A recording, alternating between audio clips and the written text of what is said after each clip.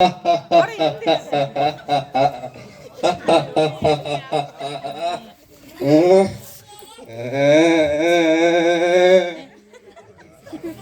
విలువైనదా? ఆహా, ఎంతో శ్రేష్టమైనదా బహుమత? Okay okay, ఇందులో ఏముందో నాకు తెలుసు, కానీ మీలో ఎవరిని ముట్టనివ్వను. మీలో దమ్ము ధైర్యం ఎవరికైనా ఉంటే దీన్ని వచ్చి ఓపెన్ చేయండి. నేను ఎవరిని ఓపెన్ చేయనివ్వను. దా చూసుకుందాం దా. ఇలా సైతాను ఆ బహుమతిని ఎవ్వరు తెరచనివ్వకూడదని చెడగొట్టాలని చాలా ప్రయత్నం చేస్తున్నాడు. ఇప్పుడు ఇద్దరు సంతోషకరమైన వ్యక్తులు వస్తారు, మరి ఏం చేస్తారో చూద్దాం.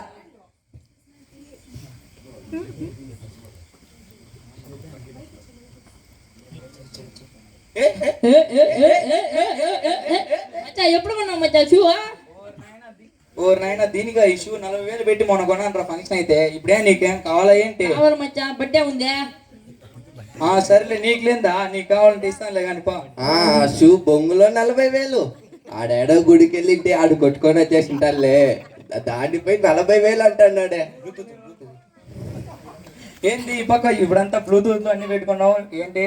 మళ్ళీ గర్ల్ ఫ్రెండ్ కొనిచ్చిందిరా మచ్చా, ఫారిన్ నుంచి తెచ్చిందే. ఈ మధ్య గర్ల్ ఫ్రెండ్లు యాడ ఫారెన్ నుంచి గర్ల్ ఫ్రెండ్ ఇచ్చిందిలే. ఆడాడో హైదరాబాద్ పోయింటే బస్ స్టాండ్ లో చిల్లర డబ్బా గణాయిలో 100 రూపాయలకి ఎత్తుకొని వచ్చేసింటాడు. నాకు తెలుదా వీళ్ళ గురించి? అంతా మన బ్యాచే. సరే గానీ ఆ బ్లూటూత్ ఒకసారి ఒక పాటలంతా బాగున్నాము.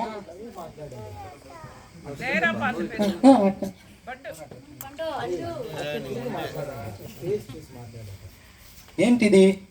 విలువైనదా? ఇది విలువైనదా బహుమత? అరే ఏంట్రా వీడు ఓపెన్ చేస్తున్నాడు? రే ఓపెన్ చేస్తున్నా. అరే రారా, మీ ఫ్రెండ్ దీన్ని ఓపెన్ చేస్తున్నారు. రారా, నాకు ఏదో భయంగా ఉంది. రారా రారా. ఇదిలో మన చిండిగాడు ఒకటి ఉంటాడు, వాడికి బర్త్డే గిఫ్ట్ ఉంటే వాడికి ఇద్దాం లేరా? ఊరికే రా మచ్చా, అది ఏమి పెట్టిండ్రో బొమ్మ పెట్టిండ్రు. ఏమోరా, బంగారు ఏదన్నా ఉంటుంది కదా, వజ్రాలు ఏదన్నా. వజ్రాలు అయితే వాళ్ళ ఇంట్లో పెట్టుకోరా మచ్చా. ఏంది మచ్చా నువ్వు చెప్పేది? అంతే అంటావా? అవును మచ్చా, అంతే. ఇదంతా చీప్ మచ్చా మనగా. అంతే అంటావా? చీప్ అంటావా? అవును మచ్చా, మనంతా బ్రాండ్. అంతేలే కానీ. అమ్మయ్యా, ఈ రోజంతా ఇలాంటి వాళ్ళు వస్తే నాకు సంతోషం. అబ్బా,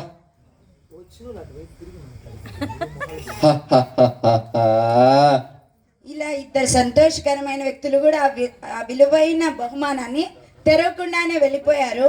అయితే ఒక మూఢనమ్మకం కలిగిన స్త్రీ, తన బరువు బాధ్యతలు కలిగిన స్త్రీ, కుటుంబం కలిగిన స్త్రీ వస్తుంది.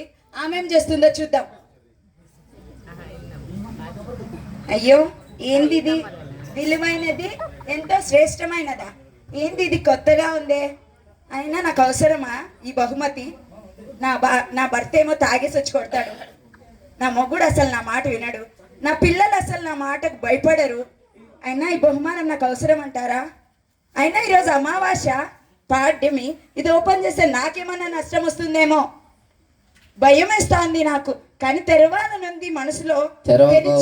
తెరవకు. అసలే నీ భార్య, నీ భర్త తాగేసి వచ్చి నిన్ను కొడతాడు. నీ పిల్లలు వేరే, అసలే నీ చెప్పిన మాట వినలేడు. నేను ఇంకా ఏదేదో చేస్తా. తెరవద్దు దీన్ని, వెళ్ళిపో. ఈరోజు వేరే అమావాస్య, వెళ్ళిపో. రాహుకాలం వేరే, వెళ్ళిపో, తెరవద్దు. అయ్యయ్యో, నాకు భయం వేస్తుంది, నేను వెళ్ళిపోతున్నా. ఈ విధంగా వచ్చిన స్త్రీ కూడా తను కూడా భయపడి తిరిగి వెళ్ళిపోయింది. తర్వాత జ్ఞాని వస్తాడు, ఆయన ఏం చేస్తాడో చూద్దాం. విద్యావేత్త, మంచి తెలివి కలిగిన వ్యక్తి, ఆయన ఏం చేస్తాడో చూద్దాం.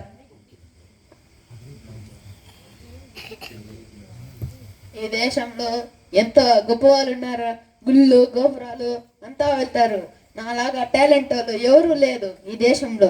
నేనే టాలెంట్, నేనే చదువులో ఫస్ట్, నా కాళ్ళ మీద నేనే నిలుచుకున్నాను. మీకు తెలుసా? అవునులే, వీడు మొత్తం చదివేసినాడే కదా, వీడు ఎందుకు దీన్ని ఓపెన్ చేస్తారులే. నాకు తెలిసి అయితే వీడు ఓపెన్ చేయడు, చూసుకున్నాం. కానీ ఏంది ఇది? విలువైందా? గొప్పదా? ఏంది దీని లోపల ఏముందో? వీడేంట్రా బాక్స్ దగ్గరికి వస్తున్నాడు? రే తెరవద్దురా, దీన్నంతా నువ్వు నమ్మద్దురా, వెళ్ళిపోరా. నమ్మద్దురా, వెళ్ళిపోరా. ఏదో బుడ్డి సామాన్ ఉంటుందే, మనకి ఎందుకులే, వెళ్ళిపోదాంలే. అది జ్ఞానుడు, అంతా మనోళ్ళే, వాళ్ళు జ్ఞానులు కదా, పెద్ద పెద్ద జ్ఞానులే. తనకు అపారమైన జ్ఞాని ఉన్నా ఇంకెవ్వరికి తెలియదులే, నాకే అంతా తెలుసులే అనే గర్వంతో ఆ బహుమతిని తెలియకుండానే తిరిగి వెళ్ళిపోయాడు. దీన్ని బట్టి మనకి ఏం అర్థమవుతుందంటే ఒక చిన్న పాప ఇప్పుడు దాని కొరకు వస్తుంది. ఏం జరుగుతుందో చూద్దాం. ఒక బిజినెస్ మ్యాన్ వస్తున్నాడు. ఇప్పుడు ఏం జరుగుతుందో చూద్దాం.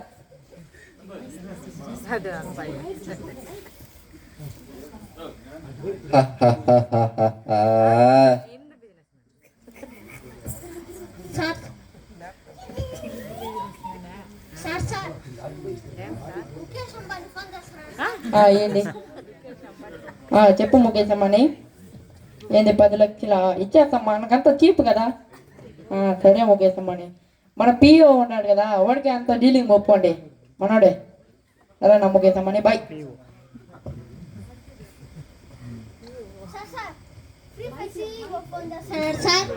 సరే మాట్లాడతా. చెప్పు ఫ్రీ ఫైర్. మన అంతా ఫ్రీ ఫైర్ పబ్జి బాగా ఆడుతున్నారు.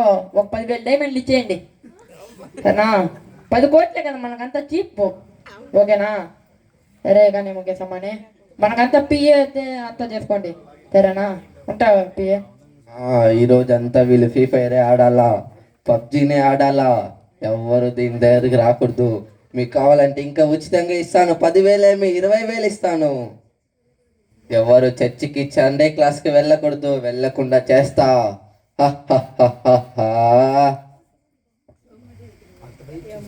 ఏంది ఉచితమైనదా? ఏంది ఇది ఎట్లుంది? అరే వీడేంట్రా గిఫ్ట్ దగ్గరికి వస్తున్నాడు. రే పిఏ పిఏ రారా, మీ ఓడి ఇది ఓపెన్ చేస్తున్నాడు. రే నాకు చాలా భయంగా ఉంది, రారా రే రారా. బహుమా ఉందంట సార్. సార్ మనకంతా అవంతా ఎందుకు సార్? ఇంత చిన్న బాక్స్ పెట్టుకొని మనం ఏం చేస్తాం సార్? అంత వజ్రాలు అన్నీ ఉన్నాయంట, ఎత్తుకొని పోదాం. అవంతా మనకొద్దు సార్. ఏంది ఎత్తుకొని పోదాం కానీ ఏంటి పిఏ? వద్దు సార్, రాండి sir. Sir Mukesh Ambani live లో ఉన్నాడు. మనకంతా పెద్ద పెద్ద మీటింగ్లు ఉంటాయి బాయ్ పిఏ. వెళ్ళండి రా, మీకు అంత పెద్ద పెద్ద మీటింగ్లు ఉంటాయి. దాంతో కొద్ది బాక్స్ దగ్గరికి ఎందుకురా వస్తారు మీరు? వెళ్ళండి రా, రే వెళ్ళి మీటింగ్లు పని పాట చూసుకోపోండి రా. ఇంత ధనవంతుడయ్యండి సకలంను అనుభవిస్తూ కూడా దేవుడు తనకు అనుగ్రహించిన ఆ బహుమానాన్ని కూడా తాకి మరి తీసుకోలేకుండా తిరిగి వెళ్ళిపోయాడు. ఒక చిన్న పాప మరి దాని కొరకు వస్తుంది. ఏం జరుగుతుందో చూద్దాం. ఓ ఈ చిన్న పాప వస్తుందే, ఈ చిన్న పాప ఏం ఓపెన్ చేస్తుందిలే. ఏదో బొమ్మ పెట్టుకొని ఉంది, ఆడుకుంటూ వెళ్ళిపోతుందిలే. ఐ టైగర్ బొమ్మ, ఐ టైగర్ బొమ్మ. మా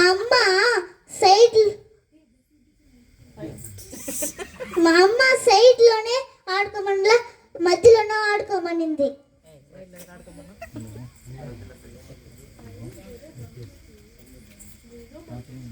ఏదో బహుమతి. పాప ఓపెన్ చేయొద్దు, నీకు టైగర్ బొమ్మ ఇచ్చినాను కదా, వెళ్ళి ఆడుకో. టైగర్ బొమ్మతో వెళ్ళి ఆడుకో పాప, వద్దు దీన్ని ఓపెన్ చేయొద్దు నువ్వు. నాకు వద్దు, ఈ బహుమతి కావాలి. వద్దు పాప, ఓపెన్ చేయొద్దు. అయ్యయ్యో ఓపెన్ చేస్తుంది, నాకు చాలా భయంగా ఉంది. అయ్యయ్యో అయ్యయ్యో ఓపెన్ చేసింది. ఈ బహుమతి నాకు దొరికింది. దేవుడు ఇచ్చిన అందరికీ బహుమతి ఇదే. అయ్యో చా, ఎవరిని ఓపెన్ చేయలేవులే. ఈ చిన్న పాప వచ్చి ఓపెన్ చేసింది. అయ్యో ఇక్కడ బైబుల్ దేవుణ్ణి సూచిస్తుంది. చివరికి చిన్నారి ఈ బహుమతిని తీసుకునింది. ఎంతో మంది ప్రయత్నించినారు, సంతోషకరమైన వ్యక్తులు వచ్చినారు, ధనవంతులు వచ్చినారు, జ్ఞానవంతులు వచ్చినారు, ఎంతో మంది వచ్చినారు. కానీ ఆ బహుమతిని తాకకుండానే వెళ్ళిపోయినారు.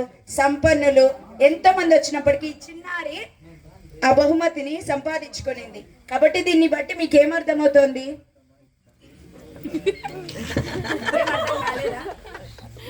సాతాను మనకి శోధనని కలుగు చేస్తాడు.